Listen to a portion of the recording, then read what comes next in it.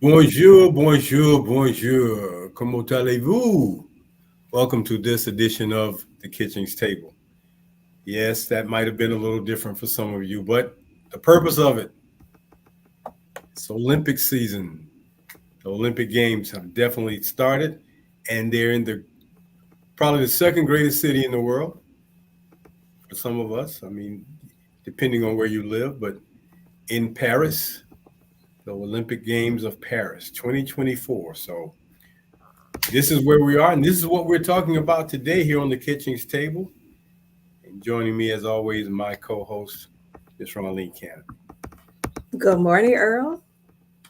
Bonjour, I love your opening. bonjour. Don't ask me to go much further than that, because you'll be like, no, can't take it any further than that. But yes, the fact that one of the greatest sporting events in the history of mankind is being conducted for the next couple of weeks in one of the greatest cities in the world, Paris, France. And to know that athletes from around the world who don't get into politics, and this is kind of an amazing thing, that the politics of the world have not and do not always melt in and blend in with the Olympic Games, because the Olympic Games is totally not about politics. It is not about uh, humankind endeavors of negativity. It's all about positivity, brotherhood, sisterhood, the spirit of sportsmanship. That's what the Olympics is about. And no matter what countries may be at war, as we have some countries at war now, it does not blend over into it uh, so much. Although, Ronline, the country of Russia is not at these Olympics because they have been banned. And for many years, the competition for the United States was always Russia. Now that has become China. So, and what I'm looking at as I look at the Olympics is we tend to think that we have the best athletes there are, but that's not true. These Olympic Games will show you the diversity and the level of competitiveness and talent that countries have when they bring their best athletes out to represent their country in this game, in these games called the Olympics. So put your political aspirations aside, put your political thoughts aside, put all that, check it at the door, as they say. This is not where we are with this 2-week event, and this is not where we are today. So, the Olympic Games, or the Olympics, or the Olympiad, as it may be called, Ronline, there are actually 4 Olympics. Did you know that? No, I didn't. Okay. 4 Olympic Games, let me put it that way, 4 Olympic Games. So, what we have now is the Summer Olympics, Okay. 2024. Then we have the Winter Olympics, and these Olympics are held every 4 years. But the 2 newest Olympic Games, and I'm very grateful that they had the vision and the forthrightness to bring this forward, are the Summer Paralympics and the Winter Paralympics. Okay. And these games are for athletes with physical disabilities, but they are remarkable. They are truly remarkable. And to witness them doing what they do at the level that they do it, Again, so when a country sends its Summer Olympics team to the Olympics, it also, if they're able, sends a Summer Paralympics team. So you have two teams representing a country, if they're able to fiscally, to send them. And just as a note to the Paralympics, these athletes have disabilities, amputations, blindness, cerebral palsy. But yet, they have two spirits that you cannot do anything about, Ronline. There's two spirits in them that you can't do anything about. They have heart and they have courage. Heart and courage. Ironically, those two things happen to be two things that two characters were looking to gain in a one of the most classic movies of all times. But heart and courage, because it is not an easy thing when you have a disability to try to do what is not physically uh, you're physically able to do or you're physically compelled to do. You got to want to do it as a participant in the Paralympics. You really, really, really got to have deep desire. That's that heart. But yet they're competitive and they don't want you to treat them different. They don't want you to talk to them different. They don't want you to do anything different other than give them an opportunity. And there have been some remarkable Paralympics from around the world. Now, it's one thing to be a Paralympic at summer games when the temperature is warm, the landscape is warm, everything is pleasant, you can perform. But and when you talk about Winter Paralympics, doing things on ice and snow, that's a brand new, whole different ball game. So we have these Olympic Games for these seasons and for these athletes, and it's it starts out with a ceremony to, as they call the opening day ceremonies, and from once they get past that opening day, competition is on, and nobody's taking any prisoners. Man, it's like I don't. You care about that person, but you don't care about them when it comes to compete. The I'm competition trying is. to go ahead. I'm sorry. Yeah, it's what competition is like love and war. Absolutely, absolutely, and it's all about WIN. Yes. It's all about a piece of metal. I'm gonna just break it down into its simplest form. It's about winning a piece of metal. Valuable metal, of course. Two pieces of them are. I don't know if people really find a whole lot of monetary value in a bronze medal. However, that is the goal, to win a medal. But the first goal, Ronline, before they get to the medals, is to become an Olympian. Yes. Athletes seek an opportunity to become an Olympian, just to be able to represent their country. Not whether I win or lose, but that I represented my country in competition. Because there are only going to be three winners. Only going to be three who will get the prizes. However, the stories that come out of some of these athletes who don't win but compete, the things they had to go through, the obstacles, when you think about countries, the island countries where their countries get ravaged and devastated by weather, they find a way to send a team. I mean, when I saw the team from Haiti on one of the the boats that they used in this year's display, and Haiti is not that large of a country. It's being overtaken by gangs, but yet they send a team to represent Haiti at the Olympics. You gotta pay the cost for them to be a part of this thing. I mean, you got uniforms, you got logistics of flying them to wherever they got to go.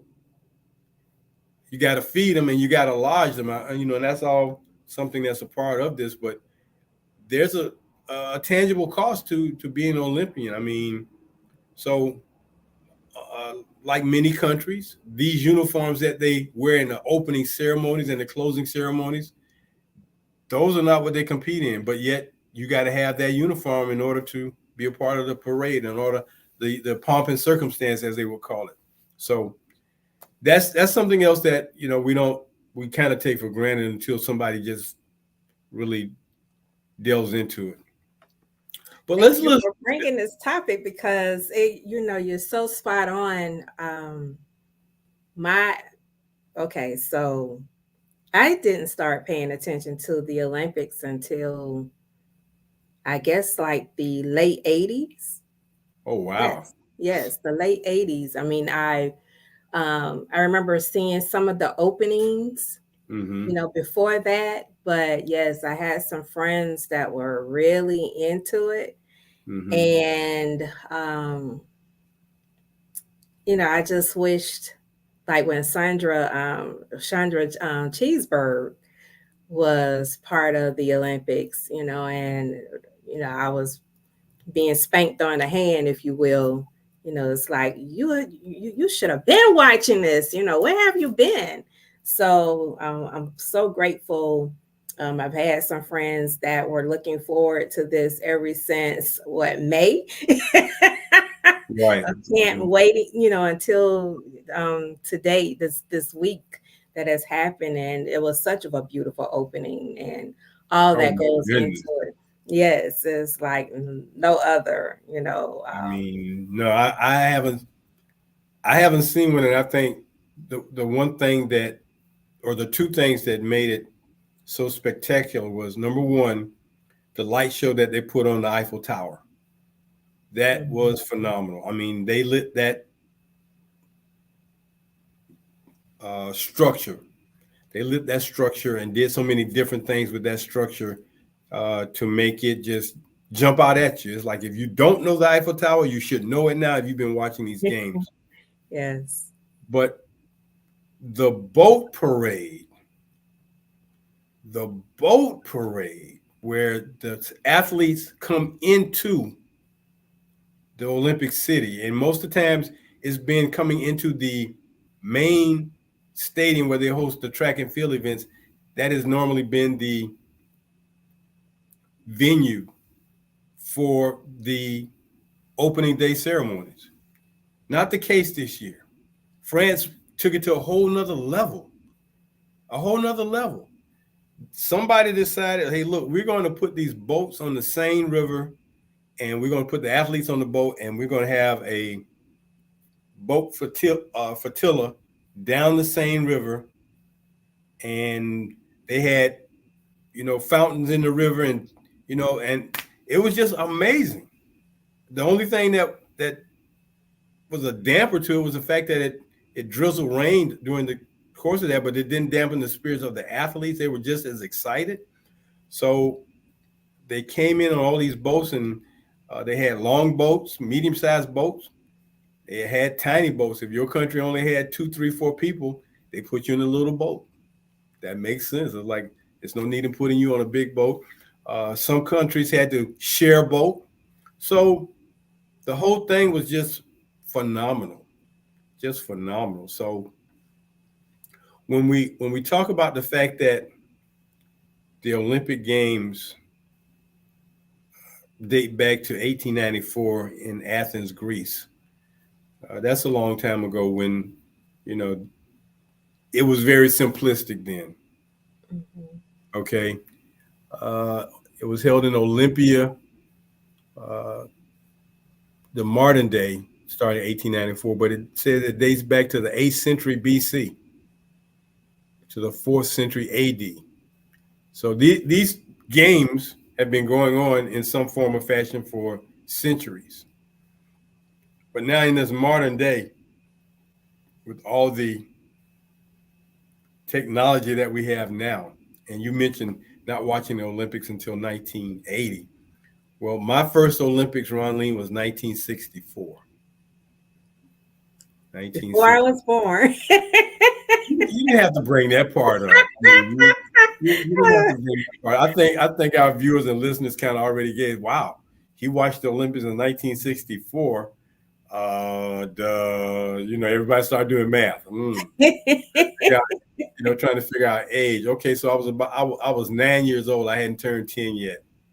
Mhm. I did not watch the 1960 Olympics because I didn't know what the Olympics was. But the reason why I'm looking at the 1964 Olympics is because I knew someone that was participating. And all of our hometown of Jacksonville, Florida, all eyes were on one guy. And he did not disappoint. He did exactly what was expected of him. And he went on to win 2 gold medals at the 1964 Olympics, one in the 100-meter dash and one in the 4x100-meter relay. And in both those events, Ronline, Bob Hayes had to Mhm. overcome obstacles. And for those who don't know that history, I'll just briefly go into it before I move on to the next topic of medals, because as I said, that's that's the thing at the end, the medals. You want to win that medal. It doesn't matter gold, silver, bronze. If you win a medal, you're an Olympic medalist. Gold medalist, of course, you're an Olympic champion. But anyway, so in '64, and in these events you have qualifying. So once you qualify for finals, uh, then you get down to, at least in track and field, the top 8. Most of these are in, top 8, top 2.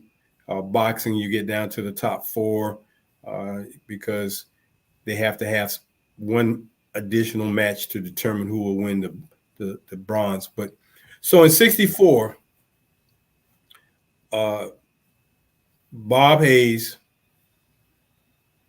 was in lane 1. And in 1964, the track was not a rubberized surface as they have now. Spongy surface that really kind of bounces you back up into the air to run. You were running on what they call a cinder track, or basically dirt that was patted down real good. Imagine clay being very firm after you wet it and it sits in the sun and becomes very firm.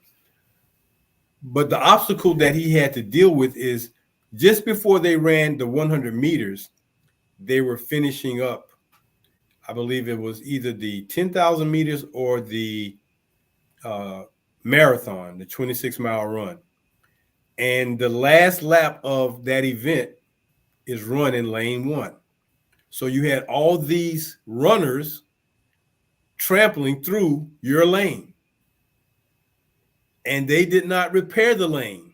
They didn't go back and smooth it over and make it smooth like the other 7 lanes he was running against. They left it like it was. So it's beat up. You're running almost in sand. That was his obstacle, and still he won. Still he won. Then in the 4x100-meter relay, he was behind about 5 meters when he got the anchor baton on the anchor leg. He was behind about 5 meters. That's not a short distance. Mm. So 3 to 5 meters, depending on who's writing the narrative. But he was behind, and he was not close. When he got the baton, the team from France had already left you know, that place on the anchor, and Bob Hayes ran them down at a time of 8:7. That was his split time. That's how fast he ran and ran them down and won the race. Mm. And I remember hearing one of his teammates who was on the relay team with him speak about how the French team were very upset, very upset, very upset, monsieur. We're very upset, monsieur. We were winning the race. We were winning. All you had was Bob Hayes. All you had was Bob Hayes. And his teammates said, and that's all we needed. Because he Yes. said Bob told him, keep it close. Just keep it close. Well, I don't know if close was 3 to 5 meters, but that was as close as they were. And he ran them down and won the gold medal. So 1964, I was there watching that. And, when Bob got back, he gave my dad a pair of the practice spikes he ran in. And those were always a treasured memory for my dad, being that my dad coached him in football in high school. So anyway, that's the Bob Hayes story. Now, moving on to the prizes. Now, before they started using or putting out medals, the prize was an olive wreath for the winners back in the ancient Olympic Games back in Greece. An olive wreath, that was it. But they crowned you with that, and you, I guess, walk around with it, and everybody knew that you were the winner. And it was an olive branch that was entwined to form a horseshoe, as they state here. And they said, according to the story, the olive wreath was introduced by who? Hercules, as a prize for the winner of the running race to honor Zeus. Olympic Greek mythology, Hercules and Zeus. But we move to the part where we talk about these medals. And Ronline, the medals are so important because they symbolize your placing in the shows, in the Olympics. And what happens is when they run the competitions, have the competitions, and they present the medals, because each medal is designed differently every year they have the Olympics by the host country. So this year, the medals look a little different. And they will always look different because each country is allowed to create their own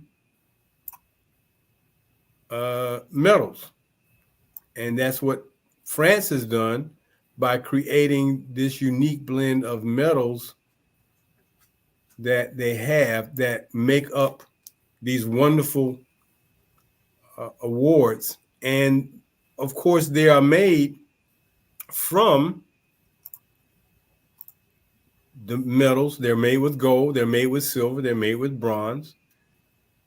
And they also talk about the fact that in addition to the medals, every athlete who places receives a diploma, an Olympic diploma. An Olympic diploma, indicating that, hey, not only did I represent my country, because see, in order to get that diploma, you have to be in that final group of 8. So that's that part of it. So you get these medals, and they are around in shape, 60 meters, 60 millimeters in diameters, 3 millimeters of thickness, and the materials first place is gold, composed of at least 92% gold, 6 grams of gold. Then there's silver, and they said the metal value at the time they did the last Olympics in Japan. That gold medal was worth about $800. Well, of course, it's probably worth $1,000+ now. Second place uh, is valued at probably about $600, and then the bronze medal, 97% copper, copper with tin and zinc in it. Uh, the value of it is very. I mean, it's a big difference. You go from hundreds to, like maybe it's worth $10 in value monetarily, but the value of it as you being a winner to win that bronze medal is intrinsically more valuable than the monetary value. And that's what we have.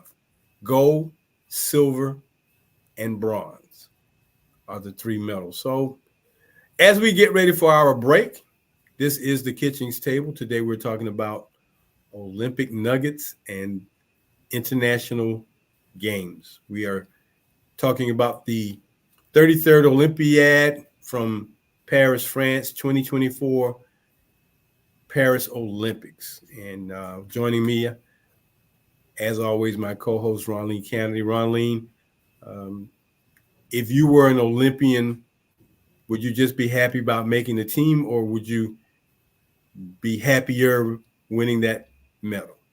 Bringing home the medals. It's like, what do you do all of that for, right? Bringing home the medals. To compete. I represented my country. I did something that all those other countrymen could not do. They did not get a spot on the team. I will forever be an Olympian, forever. Now, getting that diploma, that's the next thing. So if you can't win the medal, at least you have that diploma that you can put on your wall. It's like, okay, well, that states that you were one of the top 8 in the world. That's basically what it says. I was one of the best 8 in the world, because when they go through all the qualifications and the qualifying, you eliminate a lot of people. That's, you know, uh, when we talk about uh, teams and countries that participate, uh, 203 Olympic committees, 329 events, 10,000 athletes descending on Paris, 10,000 athletes, and you're one of the top 8 in your particular sport, man. But then, like you said, I came all the way over here so that I could win that medal. Yes. So And bringing home the gold is the ultimate. the ultimate prize. Yes, the ultimate prize to bring home the gold or represent your country, and to know that not only did you do your best, everyone knows that you've done your best. Well, that is true. And that's what you want to do. You want to do your best. And while we're on that subject of best, when you talked about there are four types of Olympics, and I I guess in my mind, I don't know how I looked at the Paralympics, but I'm glad you brought that, just brought that out, because ah, to watch the Paralympics, it's like no matter, it just brings back that saying, like the bird, he was freezing or whatever, but not once did he feel sorry for himself. Even when he fell to his death, he did not feel sorry for himself. And when I look at them and their competitions and all of the things that you see them, that having to train their mind, the training that goes into that, and for them to bring home the prize, the bronze, the gold, the silver, um, and So, representing their country. so I've got a That slide. I've got the slide there. Can you pull that up? The Olympic symbols. Are you there? We go. So, uh, in that middle picture, you can see the prizes. Silver on the left, gold in the middle, bronze on the right. And that unique design, is unique to France. That's their design on the medal. And, that's what they've done. Uh, and then the picture above that are the Olympic rings. We see that all the time. And those colors are to represent colors of countries throughout the world. That's why you see those colors in that interlocking ring. And then, of course, the logo for this year's Olympics, Paris 2024, with, of course, as the United States would do, they will probably use if the whole city was New York, they'll probably use the Statue of Liberty. For France, it's the Eiffel Tower.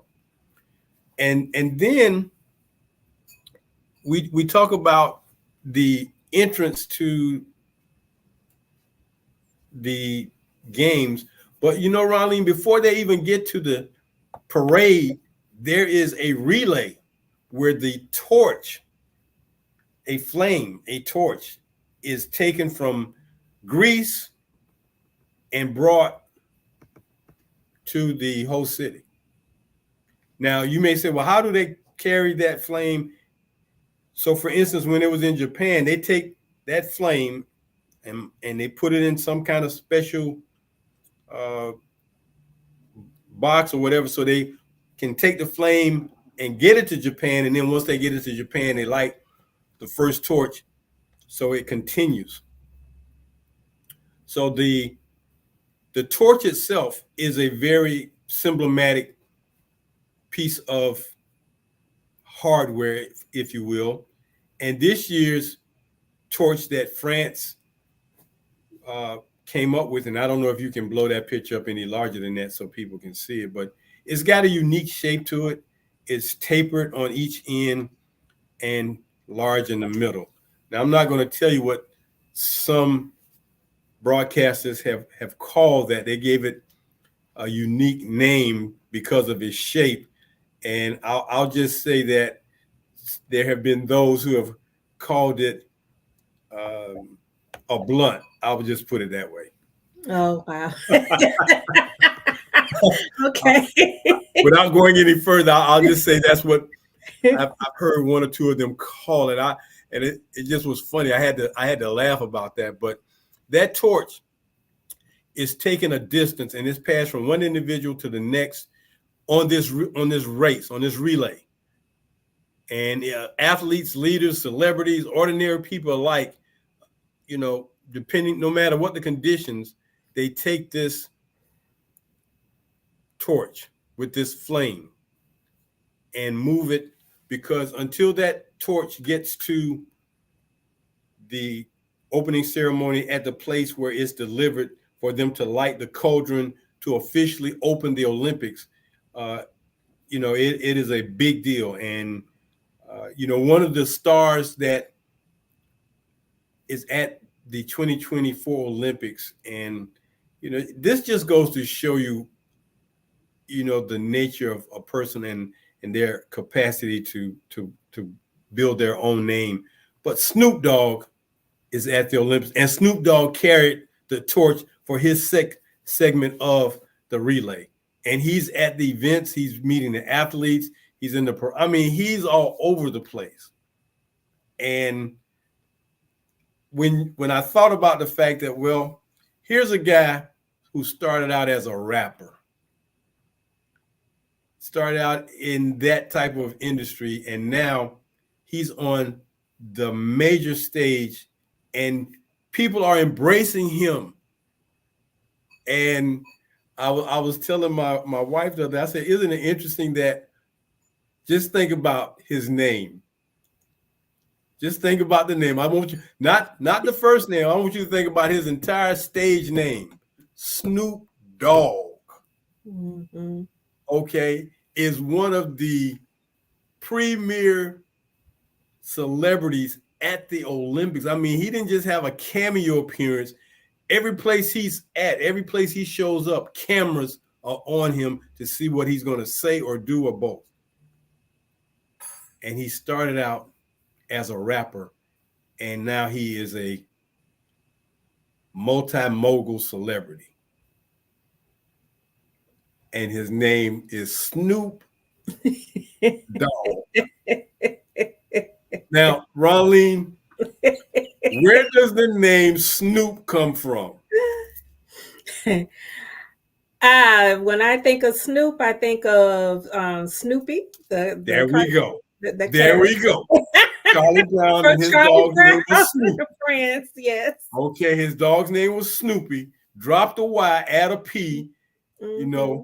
and call him Snoop Dogg. Yes.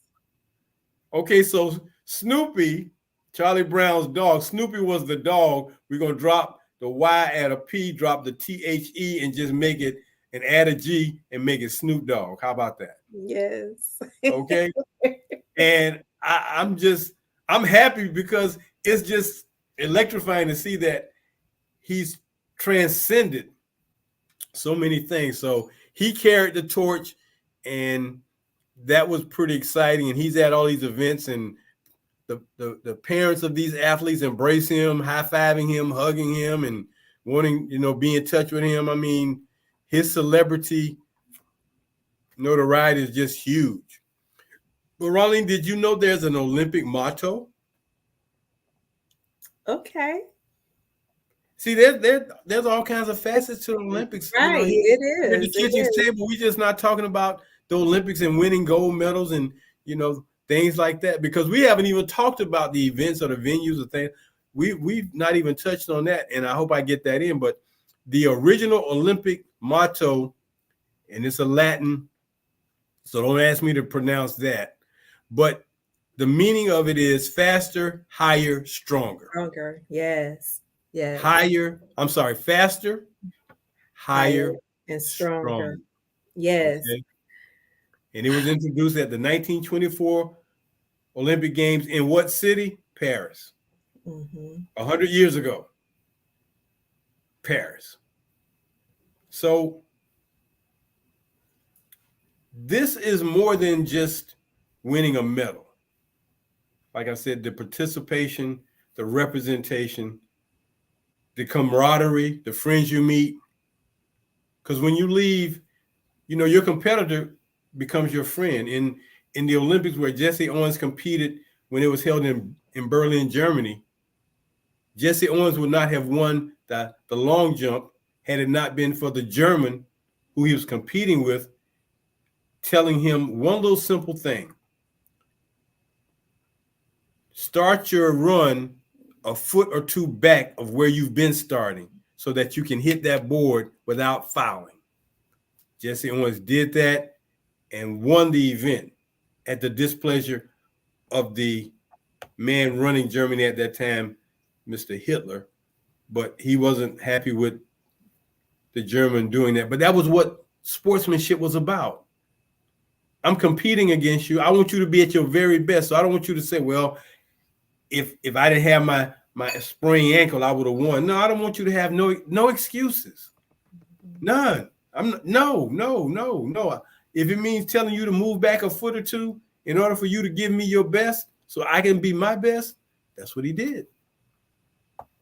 So faster, higher, stronger. Now, like I said, there are many venues from archery all the way to wrestling, and we see many of them. And because there are so many of them, some have been eliminated. Some have been carried on. Once upon a time, they used to have cricket, croquet, lacrosse, tug of war, water motorsports. Check that out, water motorsports. Yeah, figure that one out. Yeah, you're doing okay. And from 1896, when they had the first Olympics of the modern era in Athens, Greece, and it had 7 venues to what we have now in Paris, where we have 40 plus venues. In Tokyo, they had 41. Rio de Janeiro, they had 36. Those were the last two places for the Olympic Games.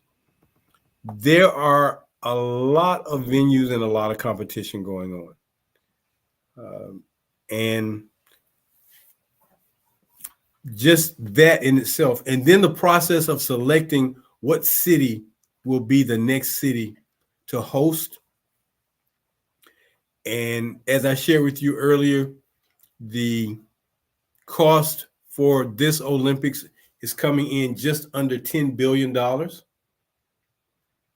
And I guarantee you that uh, in my researching, I saw that the, I guess the revenue that was made after expenses, that's the way you look at it. So if it costs me 10 billion and I make 11 billion, then I made a net profit of 1 billion. So I think the largest amount I saw was $600 million that may have been garnered in revenue. I guarantee you they will reach billions because this is a very, very, very impactful Olympics. And you name it, they're selling it as a souvenir item. From the little flags that people wave to scarves to hats. I couldn't even fathom what all kinds of things people have made in order to sell. And we won't even talk, we talk about 10,000 athletes. How many fans are in Paris, right now, watching these games? And if there are a million fans there and each one of them spent $100, okay, you do the math. But it's more than that. It's more than that. So these games, as I stated in my opening, have tremendous impact, not only in competition, but capitalism. And even though these games are hosted by communist countries, the world lets down its guards, relaxes its political disagreements, so people from around the world can come to your country and witness these games for 2 weeks. And when the games were held in China, let's see, that would have been when? Beijing in 2008. Beijing, China. And we know China, is a communist country. However, for 2 weeks, it's almost like China becomes a capitalist country because they want to make every dime they can off these Olympic Games. I mean, and like I said, the political aspects are relaxed. There's, so it's a it's a tug, it's a pull and push, it's a pull and push. Okay, we talking politics and we're not talking politics. We're talking about, well, we don't like you. Well, we like you now because we're at the Olympics. I mean, so it's so much. But thankfully, we have this type of event where these type of things can happen. And I'm just grateful that we can have this conversation to talk about what all is going on in the world as we know it, because you got wars on in countries battling, but yet the Olympics makes us forget about the disagreements between countries, the hatred between countries, the dislike between countries, the warring between countries. The war turns in, and the war turns into competition. The hatred turns into love. The disagreement turns into camaraderie and competitive sportsmanship. Can we have the Olympics 365? It would be nice. It would be nice if it's going to bring about peace. It's like, how do you arrive at peace for 2 weeks? And then just be mad all over again. All Like, over who again. does that, right? All over again. And really it's peaceful for a month, because when you add in the Paralympics, you got to be peaceful for those 2 weeks also. So it's really about a month, uh, Mm-hmm. maybe 6 weeks at the most. So going back to the song that the group the Beatles made famous, all we're saying is give peace a chance. Yes. Give peace a chance. Let there be Olympic celebrations 365 from now on, so that peace can be what we see in these 2 to 4 weeks. Are we that small minded and greed and jealousy? Because greed and jealousy doesn't have a place in the Olympics. But as soon as it's over, we go back to greed and jealousy, envy, hatred, and it's like, what's the point? I mean, it's almost like what's the point? You can, and that's something else I've thought about. We can be at odds with China, but man, the commerce between the United States and China is unbelievable. Mm-hmm. The things we get made in China, it's like, yeah, but I thought y'all didn't like those guys. Well, why are you spending your money with them? If you don't like them, why are you spending your money over there? I mean, why are you giving them all this business? They don't like you. They're spying on you, but you give them all this commerce. Well, I mean, it's it's hypocrisy. It's hypocrisy at a whole nother level. I don't like you, but yeah, I'll print your book. I don't like you, I'll make your car. I don't like you, I'll make your computer. I don't like you, I'll make your TVs. But I don't like you, but you can spend your money with me, but I don't Mm-hmm. like you. Why would I want, and as we think about it in real time, would you spend your money with somebody you don't like? I don't think, Ronnie, would you do that? Hey, well, I guess we've been doing it for a long time. So it's second nature now. Okay, well, I make TVs, but you don't like me. But I got this great TV that you want to put in your house, so you'll buy my TV, but you won't like me. I don't like you, but I'll buy your TV. Yes. Unbelievable. Oh, okay. I'm just doing what the Kitchings Tables do, Ronline. I'm just bringing things to the forefront. Yes. I'm You not know, I'm not trying to bring any craziness, but hey, that's the world we live in. that is the world we live in. Okay. Yes. I, And it's worthy of talking about because that's why we're here at the Kitchens Table to bring things to you so that you can think about it and have a conversation like, why are we doing what we do? Exactly. Hey, Ronline, how about this? I don't like you, but couldn't you send me some food? Yes, I'm still hungry at the end of the day. Okay. Well, we'll have some trade. You send me some food. I'll send you some TVs. How about we do that? But I Okay. don't like you. I don't like you, but I need the food and you want my TV. Okay, so we can agree to disagree, but I still don't like you. Mm-mm. Let's do better and make the whole world prosperous and flourish. Yes. It's enough resources for it to be done everywhere. I mean, countries don't have to be without fresh water if you don't really want it to be that way. But because you're greedy and you got to have the power, and you need some food, I'll send you some. We got silos of rice and corn stacked up, and I need that TV, Ronline. So I'll send you some corn so you can make some food if you send me that TV that you're over there making. Yes. We So got a on a deal? lighter note, Yes. Okay, go we're ahead. gonna we're gonna bring Simone Biles Owens now. She's All right. married to football player Jonathan Owens.